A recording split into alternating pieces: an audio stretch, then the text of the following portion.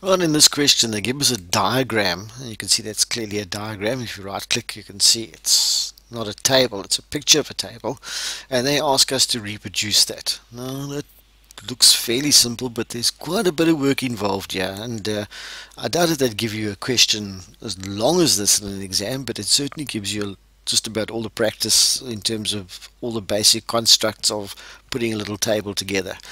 Um, right, first thing is let's do a bit of analysis. We're going to insert a table or create a basic table, and then we're going to kind of pimp it up so that it looks like this over here. This table's basically got, and I know the rows don't all go across, but it's basically got 1, 2, 3 rows.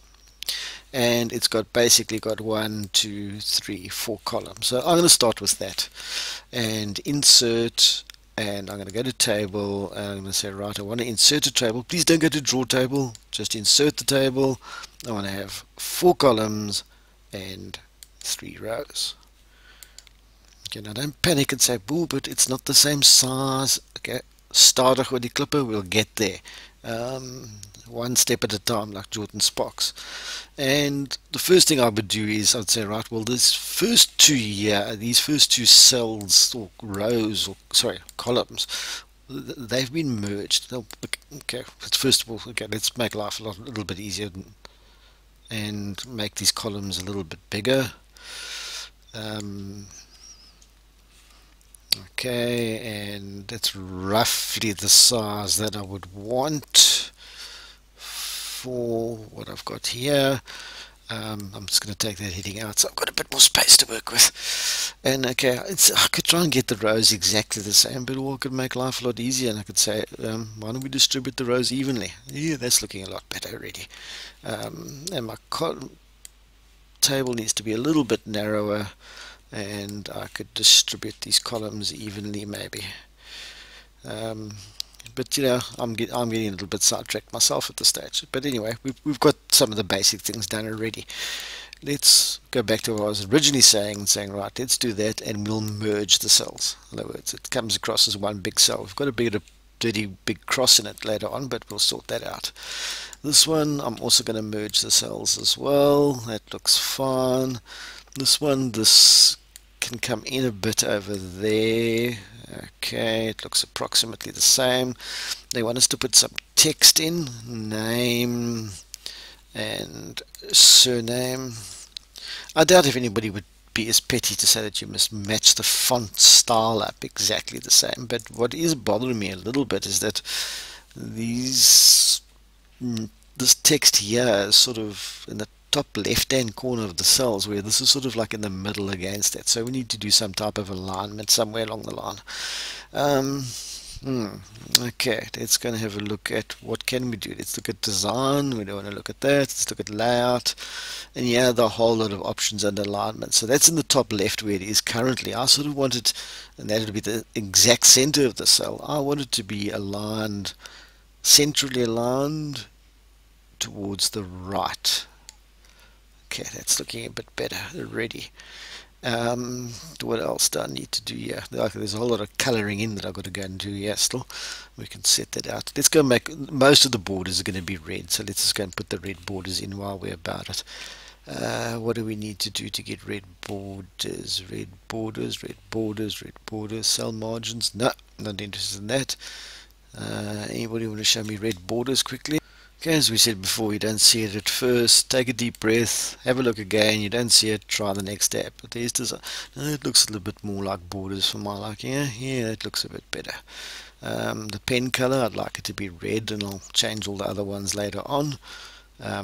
Borders, various options that I've got. At this stage, I want to say I want to make all the borders red. Okay.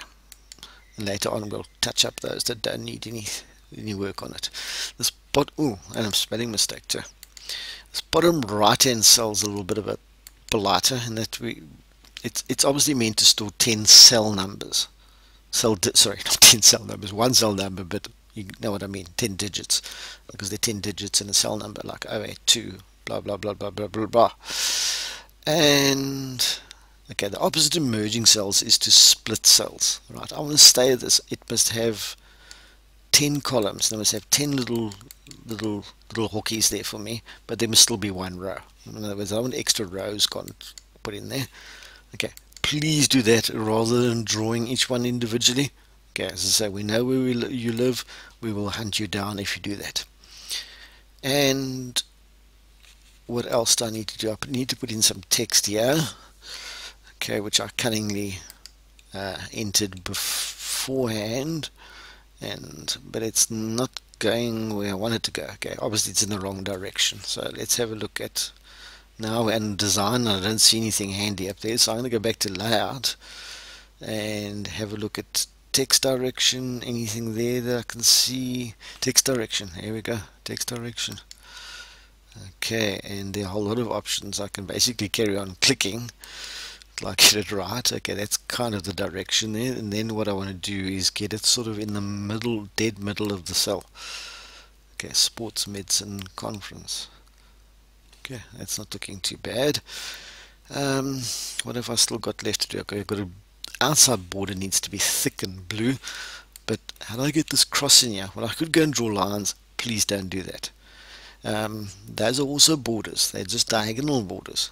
Okay, so what we can do is we can go back to where were our borders and design and change our pen color to, looks a sort of greenish type of color to me. Let's try that one. And go back to my borders and say, right, what type of border do I want? I don't want it at all the borders. I just want it to be a diagonal border. Okay, that's the one diagonal in, but I need to get the other diagonal in. That was diagonal border, and now I need to get the other one, the diagonal up. Okay, not 100%, but fairly close. Close enough is good enough for this case. And then obviously a much thicker sort of outside blue border. So I'll change my pen width here to say, I don't know, 2 1/4. Let's go for the 3. Let's go for gold. And the pen color to blue. Let's go for a darker blue there. Just the actual blue. And now which type of borders do I want? I'll go back to my borders. Okay, if you click on all borders, that's not what you want, so I'm going to undo that quickly. You obviously only want the outside borders, so let's see if there's an outside border option. Bottom border, outside borders, and there we go. Okay, the one thing I think they said was, no, I think that's about it that we had here. Let's double check on that. I think something's nagging me. I think there was something else that we had to do as well. Let's just go and check the right document. Make sure the columns for the cell number are set to 0.4 centimeters exactly. Okay, so they're getting a bit pedantic there, but anyway. And let's go back. And what we want to do is on our one, we can say, right, let's highlight that, and we go to table properties, and we want to set the column, and the preferred width we want it to be 0.4 centimeters. Was that correct? Okay.